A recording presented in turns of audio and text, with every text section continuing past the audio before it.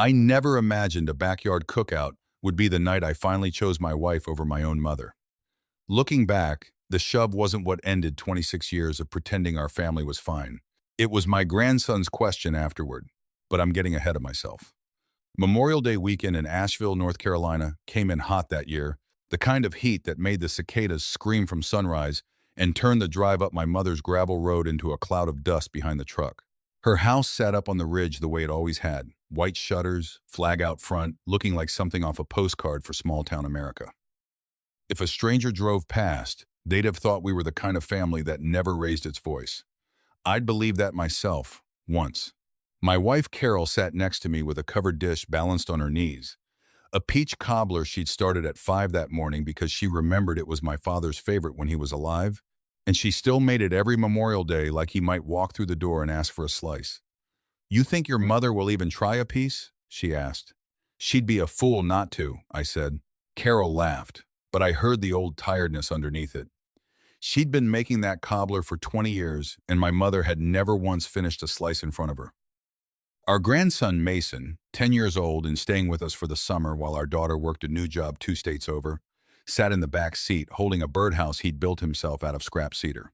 He'd sanded it smooth, painted little blue shutters on it to match his great-grandmother's porch, and he'd been talking about giving it to her for a week straight. "Think she'll hang it on the porch, Grandpa?" "I think she'd be lucky to," I told him, and I meant it. When we walked in, the smell of charcoal and my mother's baked beans was already thick in the yard. My younger brother Roy was out back flipping burgers, and his wife Denise Fay was arranging a folding table with what looked like a catering order, matching platters, a card that said, "Compliments of Ridgeline Catering," still tucked in the corner of one tray. Roy gave me a quick, easy hug like always. Denise Fay barely glanced up. She noticed the covered dish in Carol's hands almost right away. "Oh," she said, smiling in that way that never touched her eyes. "Homemade again." Mason held up his birdhouse before anyone could answer her. "I made this for great-grandma." It took me a whole week. Denise Fay looked at it, then at the store-bought lawn ornaments lined up along my mother's flower bed, ceramic angels with little price tags. Denise Fay had apparently forgotten to remove. "That's sweet," she said in the tone you'd use on a child who'd handed you a rock. "Some families just don't have the budget for the real thing." Nobody said anything. My mother, Louise, was close enough to hear every word. She just sipped her sweet tea and looked the other way, the way she always had. For 31 years, Carol and I had tried for a second child after our daughter, 3 miscarriages, a stretch of years where we stopped talking about it altogether. Mason wasn't ours by blood, but since his mother, our daughter Renee, had gone back to work full-time, he'd become the closest thing to that second child we'd stopped hoping for. Every summer with that boy felt like something I hadn't earned and got to keep anyway. Mason carried the birdhouse over to my mother himself, both hands out like it was something fragile. "I made you something, great-grandma." Louise turned it over once, the way you'd inspect a used car. "Well," she said, "isn't that something?" She set it down on the porch railing instead of anywhere near the door and went back to her tea. Denise Fay wasn't finished. "You know, Mason, when your grandpa was young, his family didn't have 2 nickels to rub together. Isn't that right, David?" She said my name like it was something she'd found on the bottom of her shoe.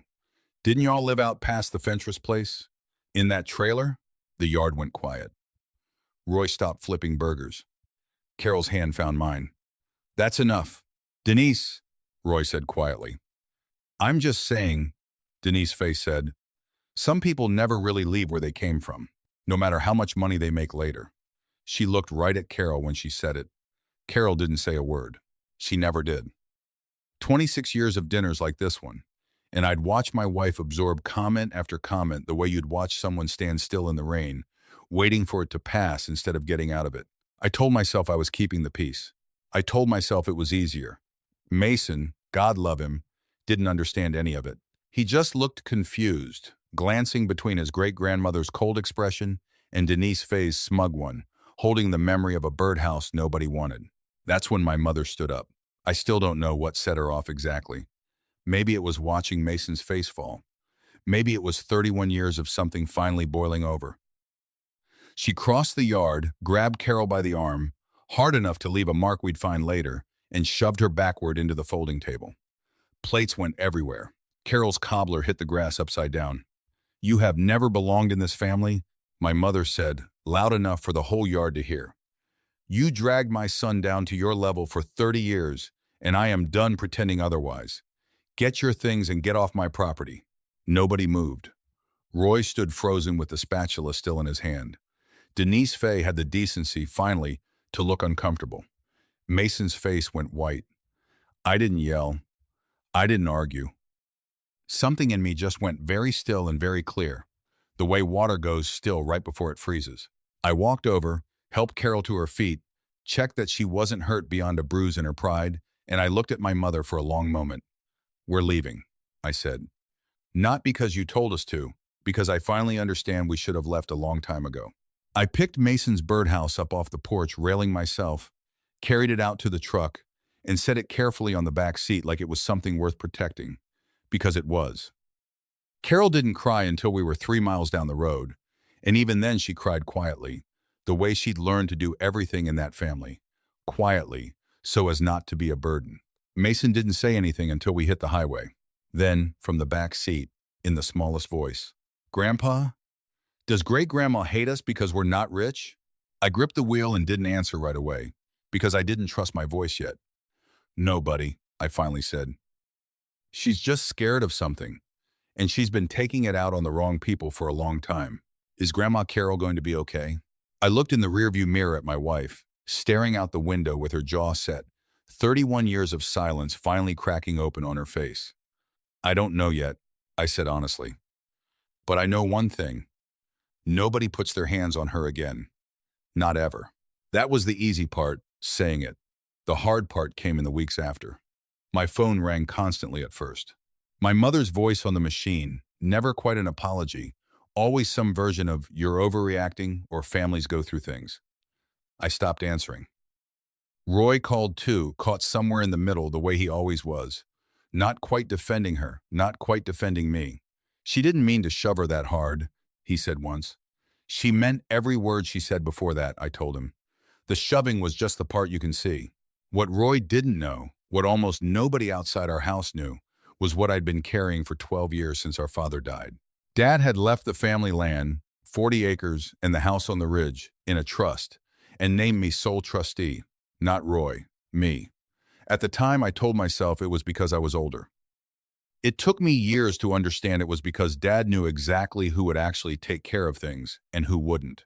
For 12 years, I'd paid property taxes out of my own retirement account when the trust income fell short. I'd covered a new roof after a storm took half the shingles off. I'd paid for 2 hospital stays my mother swore up and down she'd handle herself, and never did. I never told anyone, not even Carol most of the time, because I didn't want it to look like I was keeping score. Turns out silence doesn't erase a debt. It just lets other people forget one exists. 2 weeks after the cookout, Denise Fay called a meeting with the family lawyer. She'd apparently decided that since I'd abandoned my responsibilities as trustee by refusing to speak to my mother, she and Roy should petition to have me removed and split control of the trust between them. I almost laughed when I got the letter. Almost. I drove into town to meet with our father's longtime attorney, a steady, unhurried man named Walter Higbee, who'd handled the estate since before I understood what an estate even was. My mother was already in his office when I arrived. So was Denise Fay, sitting up straight like she expected to win something. Walter didn't waste time. He opened a binder thick enough to double as a doorstop. "I've gone through every record tied to the Carter Family Trust for the last 12 years, he said. Tax bills, roofing invoices, 2 separate hospital copays, emergency plumbing after a pipe burst one January. Page after page, and the room got quieter with everyone he turned. Finally, he closed it. "David has done substantially more than this trust ever required of him." Denise Fay crossed her arms. "That's not the point." He walked away from his own mother. Walter looked at her for the first time. The trust obligated him to manage the property responsibly. It never obligated him to personally fund 12 years of expenses that exceeded the property's income. He turned to my mother. "If David had followed the letter of the trust and nothing more, this house would likely have been sold 8 years ago." My mother's face went pale. "I didn't know that." "I believe you," Walter said, not unkindly. "Which is exactly the problem. Nobody told you, because David never wanted you to feel like a burden. That silence is the reason you don't understand what he's given up. Denise Faye tried again. He still stopped helping, right when she needed him. After his mother assaulted his wife in front of a 10-year-old boy, Walter said, his voice never rising, a court would find that entirely reasonable. There is no legal claim here, Mrs. Carter. If you file one, it will not survive a first hearing. Denise Faye had nothing left to say. The meeting ended without shouting, without any victory lap on my part either. Just people carrying truths that had gotten heavier the longer they'd gone unspoken. Outside in the parking lot, Roy caught up with me. I didn't know about any of that, he said. The roof, the hospital bills, none of it. I made sure you didn't, I told him. Same as I made sure Mom didn't have to feel it either. That's not fair to you. No, I agreed. It wasn't. He nodded slowly, like a man doing arithmetic he should have done years earlier. What about Denise? He asked quietly. She started all of this at the cookout. That's between you two, I said. But I'll tell you this. She's not welcome in my house again until she can look my wife in the eye and mean an apology. That's not negotiable, Roy. Not this time. He didn't argue. Things were quieter after that. In a way, our family had never really been quiet before. My phone stopped ringing every day. Carol started laughing again. Actually laughing, not the polite kind she'd perfected over 3 decades. Mason stopped asking whether his great-grandmother hated us and started talking about football camp instead, which felt like its own kind of miracle. One Saturday in July, Mason came tearing across the backyard while I was restaining the fence, waving a piece of paper over his head. Grandpa, I won! Won what? His town had held a summer arts fair for kids, judged by a panel from the county extension office, results delayed almost a month because of scheduling. First place, woodworking, ages 8 to 12. The birdhouse, the same one Denise Faye had called cute in the tone you'd use for a broken toy. Carol read the letter twice, then hugged him so hard he laughed and complained he couldn't breathe. I'm so proud of you, she said. Do you think great-grandma would like it now? Mason asked. Carol knelt down to his level. I hope she learns to, one day, she said, and I could see it cost her something to say that much grace out loud, after everything. Summer rolled on. Roy called one evening while I was grilling, his voice sounding different, tired in a way I hadn't heard from him in years. Mom wants to know if she could see Mason, he said, and talk to Carol, in person. I looked through the kitchen window. Carol and Mason were out back trying to teach the neighbor's dog to fetch, laughing every time it ran the wrong direction entirely. The sight filled me with something like peace and something like caution, both at once. I'll think about it, I said. She knows she doesn't get to decide that. She knows, Roy said. Then, after a pause, David. I think she's finally starting to understand what she actually lost that day. A few days later, an envelope showed up in our mailbox. My mother's handwriting on the front, unmistakable after 50-some years of birthday cards and grocery lists. Inside was a single sheet of paper. No excuses. No long explanation. Just one sentence. If you and Carol would allow it, I would like to come to Mason's Labor Day cookout, and I would like the chance to apologize to your wife properly, in front of everyone I wronged her in front of. I folded the note back up and sat with it a long while. Some wounds don't heal just because somebody finally says sorry. And some decisions belong to the person who was hurt worst, not the one who has to decide whether to let her back in. I looked out toward the yard, toward Carol. This one's not mine to make alone, I said to nobody in particular. It's ours. Labor Day came in warm, the kind of late summer heat that smelled like cut grass and charcoal smoke. Carol made the cobbler again, because that was who she was, generous even when she had every reason not to be. Mason ran through the sprinkler with 2 kids from down the street until his knees were green with grass stains. Roy showed up first, carrying a bowl of coleslaw, looking about as awkward as a grown man can look standing at somebody's gate. You sure this is all right? He asked. I invited you, I said. I wasn't asking about me. I knew exactly who he meant. Before I could answer, a car pulled slowly into the driveway. My mother got out alone. She looked smaller than I remembered, not in her body, just older somehow. No pearl earrings, no styled hair for once, just a plain cotton dress and tennis shoes, and in her hands a small box wrapped in brown paper and twine. For a moment, nobody moved. Carol reached for my hand. I squeezed it once. It's your call, I said quietly. No, she said. It's ours. My mother crossed the yard slowly, one careful step at a time. When she reached us, she didn't try to hug anybody. She looked straight at Carol first. I owe you something I never gave you in 31 years, she said. Carol waited. My respect, my mother said. I've had all summer to think about how to say this, so I'm just going to say it plain.